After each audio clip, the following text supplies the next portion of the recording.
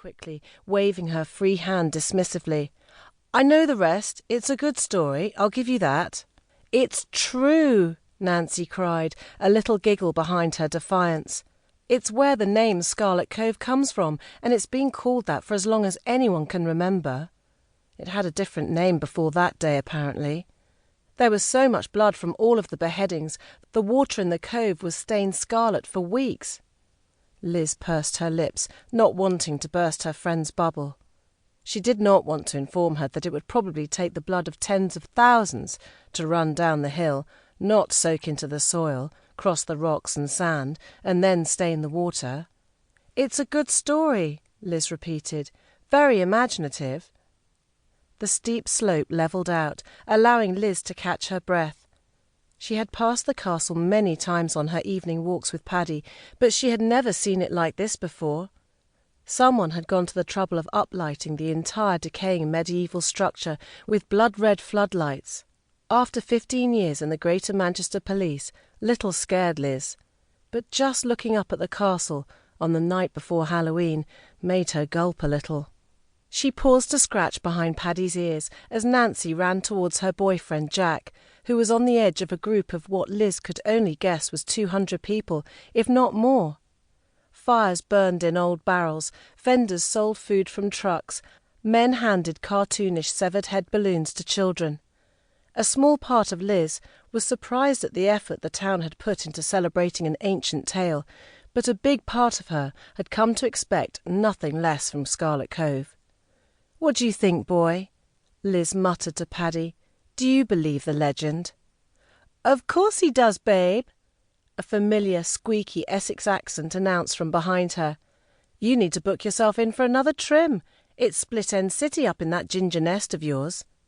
Liz turned to Polly Spragg, who was bundled up in a bright pink overcoat, her peroxide blonde beehive jutting out from her make-up-heavy face, an unnatural orange tan. She was the owner of Crazy Waves hair salon and had been cutting Liz's hair since her arrival in town.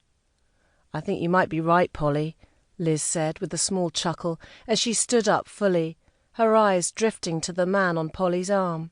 "You must be Polly's boyfriend. I've heard a lot about you." "You have?" the man asked with an air of disinterest, one eye on Liz, another on the castle. "Dare I ask?" "I talk about you all the time at the salon, babe." Polly giggled, slapping the man playfully on the chest, barely able to raise a smile from his stiff and sour expression. "Nathan, this is Liz. She's the one who owns the new arts and crafts shop, remember? Well, it's not so new anymore, but you must have heard of her." Nathan forced a half smile and jerked his head into what might have been a nod, not fully giving away if he had heard of Liz or not. She narrowed her eyes on the disinterested man. Sure she had seen him somewhere in the town, but unable to place her finger on where exactly. After promising to book an appointment sometime in the coming week, Liz let the couple overtake so she could watch them walk towards the ritual. Her mental image of Nathan had been completely shattered from the one in Polly's stories. The hairstylist was such a fun and upbeat girl. Liz had expected her boyfriend to be cut from the same cloth, but he looked like he could have sucked the fun out of his own birthday party.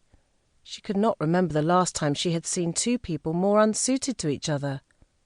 Wondering if she had caught him on a bad day, she tightened her hand around the lead and tagged along behind. Chatter and laughter swallowed her up as she walked into the vast stone courtyard, the red walls of the castle looming around the townsfolk.